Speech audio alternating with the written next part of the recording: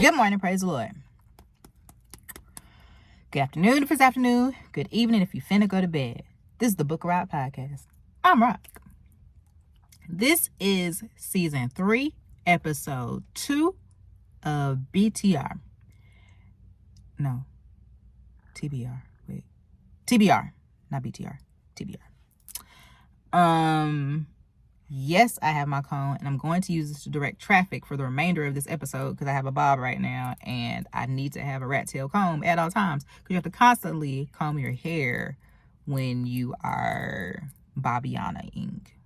I have like twists under this, but I just didn't feel like just using the baby twist right now. Like, they're cute for what they are, but then at some point it's just like, it's giving 17 and you're 31, and not like a cute 17, like, girl, you look good for your age, but also like you just rolled out the bed. So at some point you got to actually do your hair. And so I went and just washed the wig, didn't wash it, I conditioned it because you're not supposed to actually shampoo, so I could use the conditioner, do the things or whatever, so I could like revive her, put some blow drying and heat to it, and then we were back. So I'm gonna let this vibe for a couple of days until I get to a point where I'm actually ready to do my hair, because I really want some braids. That's what I want. I'm ready for my summertime fine booty braids. That's bust down Tatiana. So yeah, praise be. I hope you had a good week. Did you have a good week? Did you feel good? Did you feel, inspired? Did you feel fulfilled? Did you feel like you could do all things through Christ? Huh? He's so good. So for me, okay, let me back up. Somebody asked me what my podcast was for. And well, this podcast, because we already know Let's Talk Sugar is my platform to interview people, to shine a light on those that may not always get the spotlight, for them to share their hearts. We have transparent conversation, talk about everything from mental health, love, life, all the things, right? So that's what Let's Talk Sugar is about. We do that every Thursday at 8:15. Don't forget. Well, not every Thursday. I moved it to every other Thursday. I'll come back and talk about that in a second.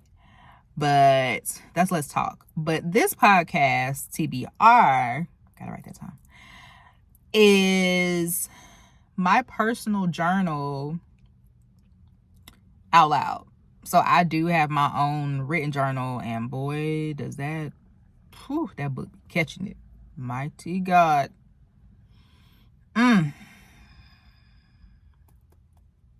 Because the journal, your personal journal, and I've said this before, is like, and my therapist said this too. Gotta start therapy, y'all. I gotta tell you about that too. My therapist was like, it is your silent best friend. And it is. She wasn't lying. Because I'm just like, it is the place you can write any and everything, and ain't nobody gonna see it, ain't nobody gonna read it unless you allow them to. So you could say anything and everything about anything and everybody, and it's just pouring your little heart out. So prayers, whatever, can go in that journal. So I've been eating that thing up. Do you hear me? Do you hear me? But the Lord is kind. So I have my written journal where I get like the nitty gritty stuff out. But this is my place where I just kind of reflect and just go over things that I've been dealing with and processing kind of out loud. And y'all just get to benefit from it. And I hope it makes sense. And I hope it's something enjoyable. Or I hope it's something that you can relate to, or that you can just take a nugget and be like, okay, I got that part. And kind of process, But that's the point. Like, maybe at some point I'll get to the point where I interview on this podcast. But for right now, it's just gonna be me. Like, it's just my place where I can just say whatever. So that's that. So yeah, this last week, let's back up. Because I realized I haven't talked to y'all in 2 weeks, because we're doing every other week now. So it's been a very interesting 2 weeks. So let's back up. Friday,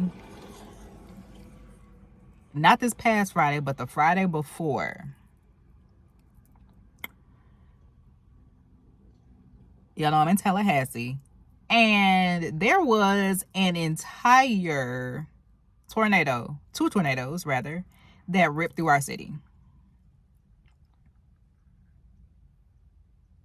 I say ripped through. Like, as I speak, I'm looking at tree limbs and trees cut in half, split in half rather, ripped through the city. Basically, I didn't even know a storm was coming until the day before, that Thursday. We have our family group chat, and my dad was like praying against these tornado watches, and I'm just like, okay, amen, praise God. Because, like, I don't know where they at. Baby, I'm talking about the heart of Tallahassee. It was coming right through North Florida. Had no clue. So we ain't think nothing of it. Now, earlier that week, I will say this, earlier that week, a storm came. And when I say like thunder and lightning that shook our office building, we were like, oh, absolutely not, send me home absolutely right now. But that was the end of it. We didn't think nothing else was coming behind that. Baby, Friday morning, it was, I think, 6:53 or 6:50, somewhere around that. All of a sudden, I'm dead asleep. I ain't got to be in my office till 8:15 on Fridays. So I'm dead asleep. And then, like, the Amber Alert sounding alarm go off. So I'm halfway asleep, like, Lord, keep him, Jesus. Keep him, Jesus. Oh, keep him. And I realized it kept going off until I finally hit the side button. And so I'm up now, because any noise or light, it wakes me smooth up. So after I done prayed against the abducted children, that actually wasn't the case, I looked at my phone and realized it was a tornado watch. And I was like, oh God, like, okay. Baby, I put that phone down. And when I say 5 minutes later, the sky broke. And the wind, so my bedroom, I live in a townhouse, and my bedroom's on the second floor. And so my bedroom, like, my bed's here, my window is like right here. And then right outside is a very large tree. So 5 minutes later, the sky breaks. And when I say the wind that I heard against that window, and the way the trees started shaking and the way the rain poured, I said, oh, absolutely not. I took off. I threw my moo-moo on, like, just, because I'm finna go downstairs. My roommate lives downstairs. So I was like, I'm finna come stay with you, because absolutely not. The Lord ain't taking me like this. So I'm going downstairs. And after my phone, she was like, please come downstairs, because it is, the sky just, I don't know what's going on right now. I was like, and I bust through her door. She was like, oh, you was already on the way down here. Absolutely, girl. I ain't finna die today. Like, it's a Friday. Why would he do that? Mind you, this particular Friday, I had scheduled my self-care. I had planned to work half a day. I was going to get off at 12 o'clock, 12:15. And then I had appointments set up for the rest of the day. I had therapy set up. I had girl appointments set up. Like, I had everything ready to go. Not realizing a whole tornado was set on the schedule. So I'm running downstairs. I'm getting alerts from the weather. I'm getting alerts from my school, which is also my office. And they're like, campus is shut down. Like, the world is falling apart. Now, let's backtrack for a second. Raquel, for about 6 years, and her family lived in Oklahoma. So tornadoes, aka Tornado Valley, okay? So tornadoes are very triggering. Extreme storms, very triggering. Because throughout my childhood, we had to hunker down, be in the hallways, in the bathrooms, because tornadoes, okay? We live in flat land. And then we had one like huge, horrible one that came through Georgia when I was a teenager. So like tornadoes are a thing for Raquel, okay? Very triggering. And so I get downstairs with my roommate, and we are just kind of like waiting it out, but all hell was breaking loose against them cars. Like, we heard it going down outside. Thankfully, we had not lost power at that moment, but people instantly start losing power. It's 7 o'clock in the morning. People losing power. We're clearly off work. Like, nothing is happening. This is all Mother's Day weekend now. And so by 8-9 o'clock, I think the storm stopped, and it was just like kind of light rain. And we were like, okay, cool, we still got power, like everything's okay. So I started getting dressed because my first appointment is at 12:30, and I'm not missing my self-care day now. Like, the storm done came and went. We looked out, our house was still fine, praise God. Our house was completely fine. Our cars were completely fine. The Lord literally covered us, because some people had whole trees through their roofs and like instantly lost power, like cars being dented. I had all kind of stories that I heard people were texting me about. The Lord completely covered us. So I'm like, I'm not missing my appointment, so I'm going. And the people called me. They have more than one location. They called me and was like, hey, we're not using this location right now because the entire block is shut down, no power, nothing. So if you want to come over to the other one, you can come over here. I was like, good Lord. So I was like, okay, let's do that. Baby, I got out the shower and put my clothes on, and at noon on the Monday, the power goes out. How the power goes out after the fact, don't ask me, because at that point the wind had stopped, everything. But noon, everything shut down. So we have no power at all. And at first it was just like, okay, cool, the fridge is still very cold, we can keep, eating stuff right now. Freezer is still pretty okay. And we were just chill. Our phones had been charging earlier, so like our devices were fine. It was what it was. I ended up canceling my first self-care appointment, but I was like, I'm not canceling therapy. Y'all can I'm going to therapy, because it was my first therapy appointment with this new person, and I was not missing that. So I was texting her like, hey, is the office still okay? Because I'm coming. And she was like, oh yeah, we're good, no problem. I was like, bet, because that is what I'm not canceling. I'm coming. So I canceled my first appointment. We just sitting vibing. I end up finally, my appointment was like 2 o'clock, 2:30. And so I go to therapy, and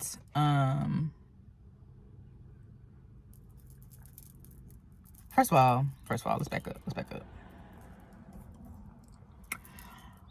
All of this, all the tornadoes and everything, was a lot that happened very quickly. So again, between 6:45 in the morning and 12-ish 1, it's like boom, boom, boom, boom, boom. We getting text about people's cars again being dented, trees going through people's homes, mama's homes, power being out, limbs everywhere, building whole blocks, like our main streets in the city, completely knocked out of power, and like no end in sight. There is one street here in Tallahassee that still does not have power right now, and it's, again, this is Mother's Day weekend, and they still don't have power right now.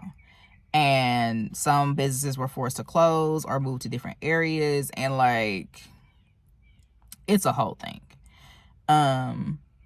Of course, we have major campuses here. So my school's campus had 2 buildings that were severely damaged, and tree damage was extensive. My God. FAMU had damage.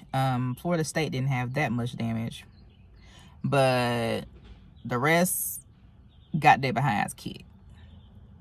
Anyway, so yeah, all of that. But I was determined to go to therapy. Like, I knew I needed to go to therapy. And even if it was like just an intro meeting, like I needed to get in the building. So I got there, and when I walked in, she greeted me at the door. Super sweet, cool, and I love her so much. Oh my God.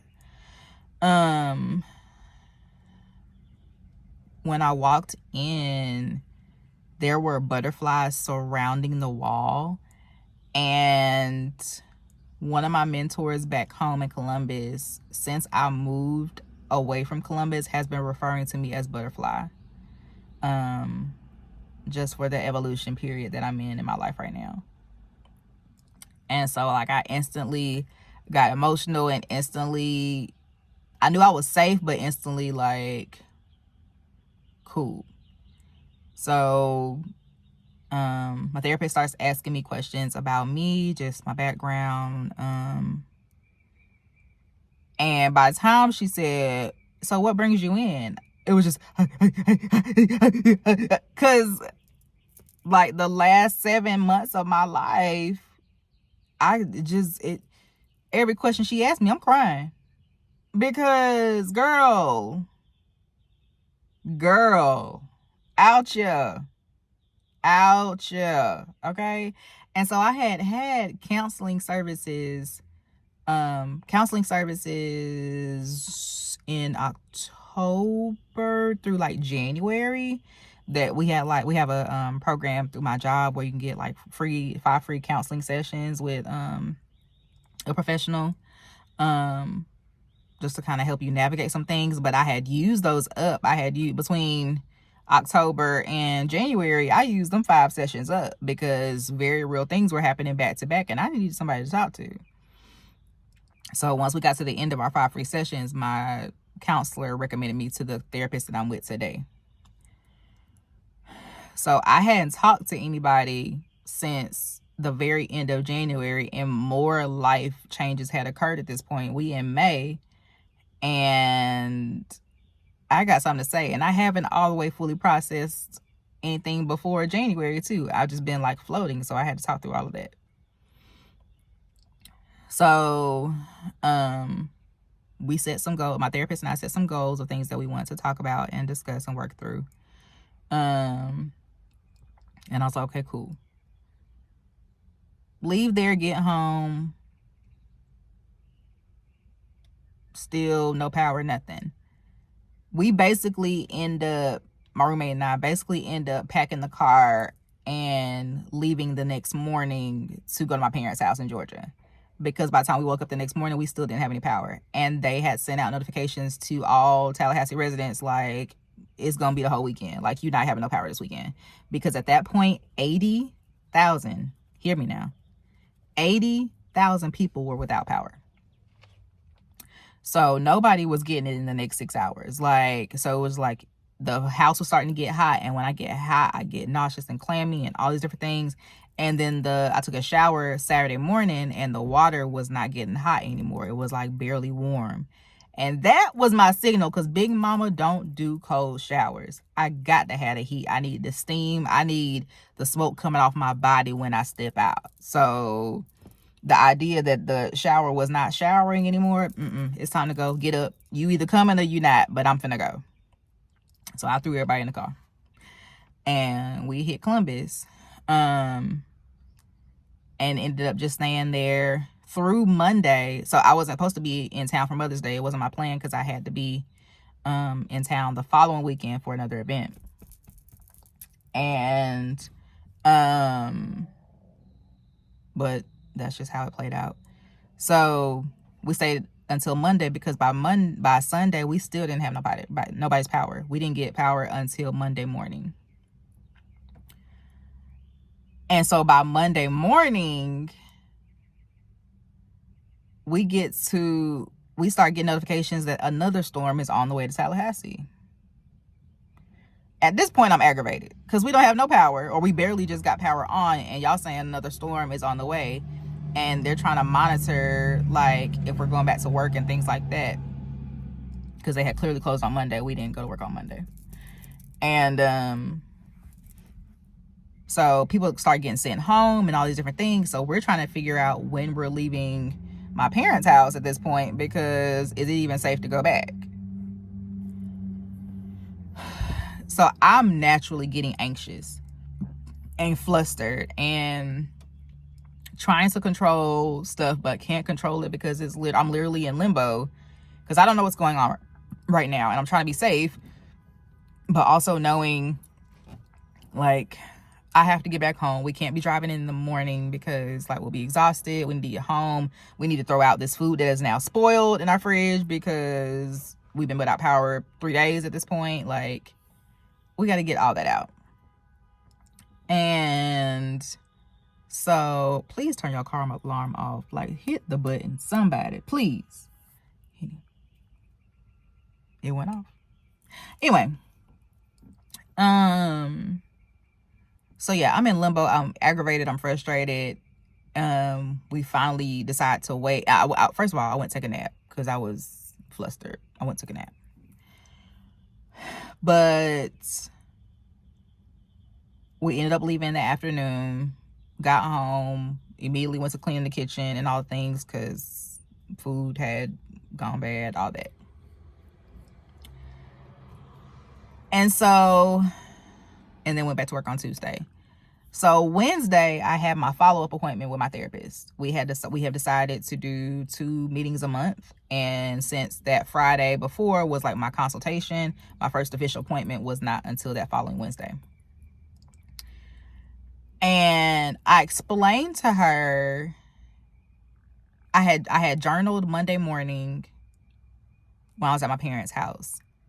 And it finally settled why I was so upset and so flustered about being in limbo and about this. Are we safe? Are we not safe? Are we going? Are we staying? Are we, like, all this back and forth that I could not control. And y'all know I say it all the time, I'm a recovering control freak. So, like, things that are fully out of my control and I cannot put my hands on, like, send me into a whirlwind, because I'm just like, ugh, like, I want to put my hands on this and I can't. I physically cannot. Like, I literally cannot control a storm. I can pray about it, but I physically cannot say stop moving and just, so I'm in limbo and still wanting to be safe. So by the time I get to Wednesday, and I was explaining to my therapist about me wanting to be in control and all those things, what I explained to her was I got flustered and frustrated because the limbo, the up and down, the craziness, the storms, chaos everywhere, just disaster, all the things surrounding us, for me, it physically represented my life in the last 8 months. Everything all over the place, not being in control, like life hitting upside down, not knowing what's next, not knowing how to move appropriately. Like, I was looking at a physical representation about the internal war in my body, in my emotions, in my mental, in my soul. And that aggravated the hell out of me. Because, like,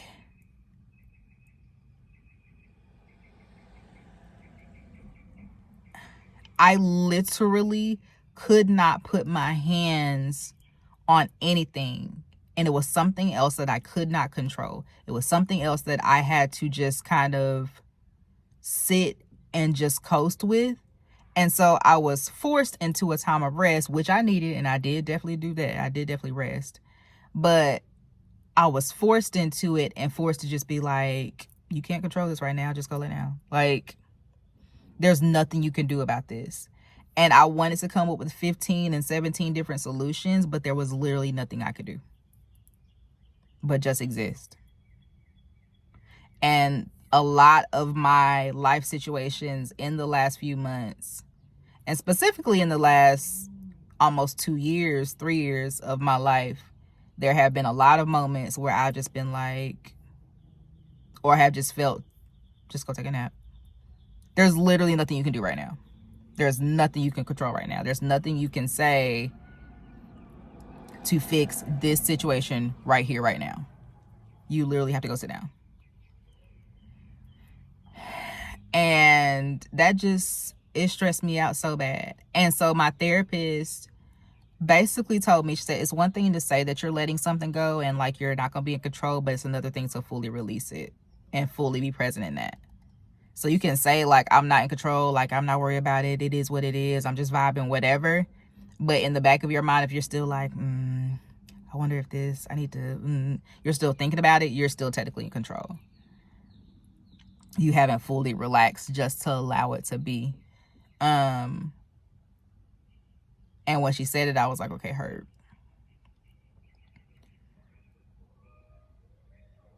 And so fast forward, so we also in that moment or in that conversation, the topic of perfectionism and perfectionist came up, and just wanting things to be a certain kind of way, in a certain kind of order.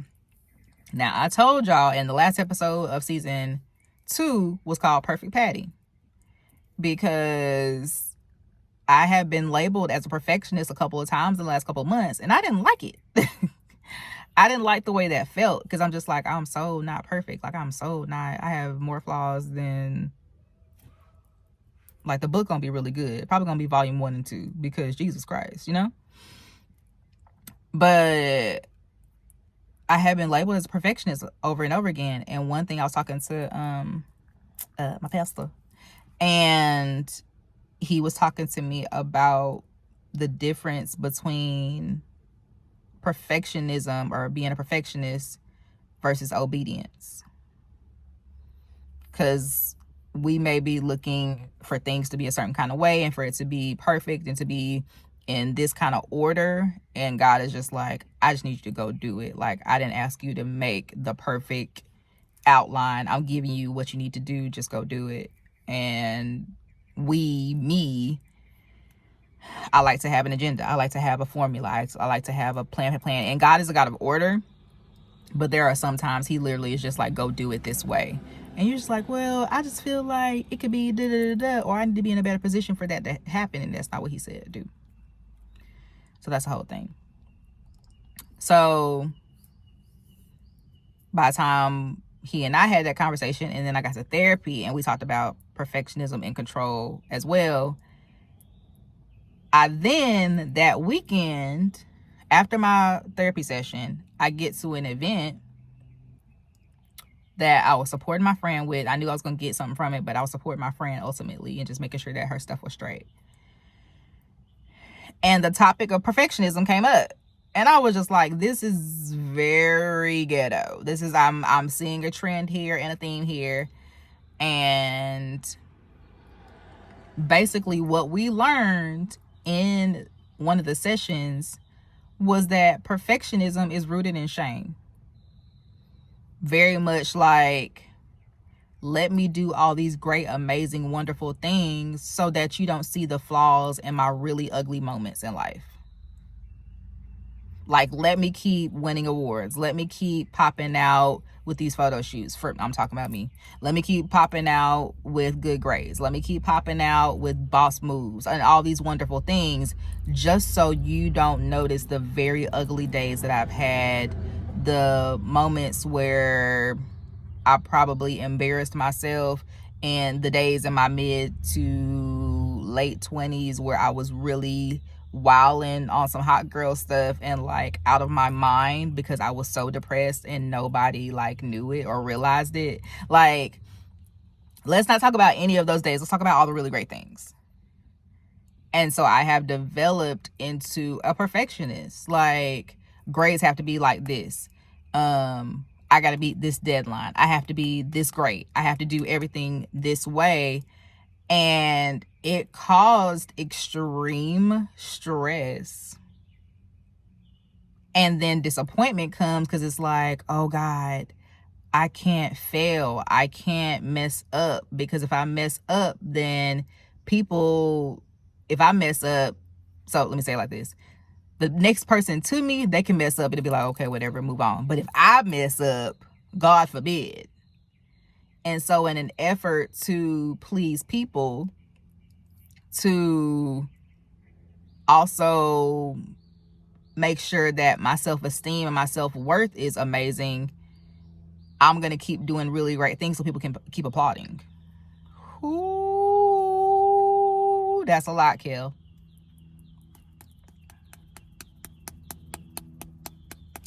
I keep doing really amazing things and the things that will get the applause of man, when in fact, the moment you piss off somebody, they're going to walk away and drop you like a bad habit. And that's the part. The moment you do something that they don't like, the moment you do something that's different than the way they would have preferred for you to do it, they out. And yet you want to please these people and that person, instead of just being obedient to God and just walk this out. Like, it don't have to be hard if you just follow my instructions. But if you are like, if your vision is like so distorted and you're like listening to everything and you're just taking in everything, you're be completely off the path, and you'll be trying to live a standard that God didn't even give you. I'm gonna have to watch this back for myself.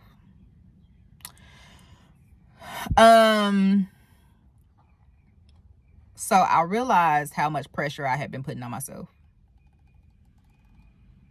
and that was part of my problem for the last couple of months. Now, were those very real things happening and kicking my behind? For sure. Nasty work. And will I be healing and processing and dealing with all the things? For sure. Another appointment in a week and a half. Because we got to do this. But I've also settled, though, healing is not a one-day show. It is a process.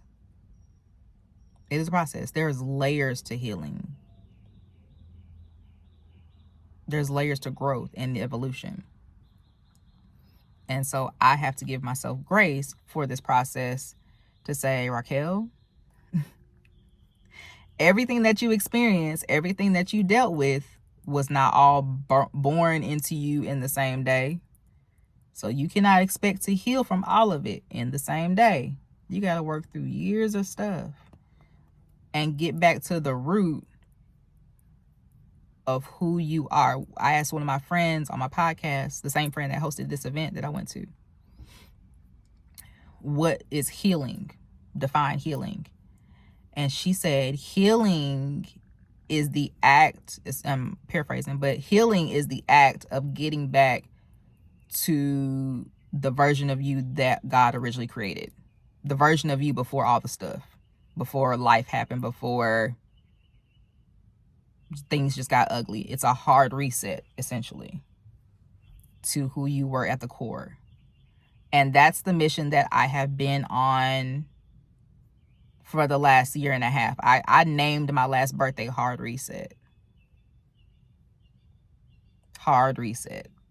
Because, and I felt me getting ready to go on a journey of healing, transparency, and like deep-seated work that I didn't know if I was ready for. And some conversations, they still like tighten me up, but I'm willing to do my work to get through it, because I need to be in a healthier space, and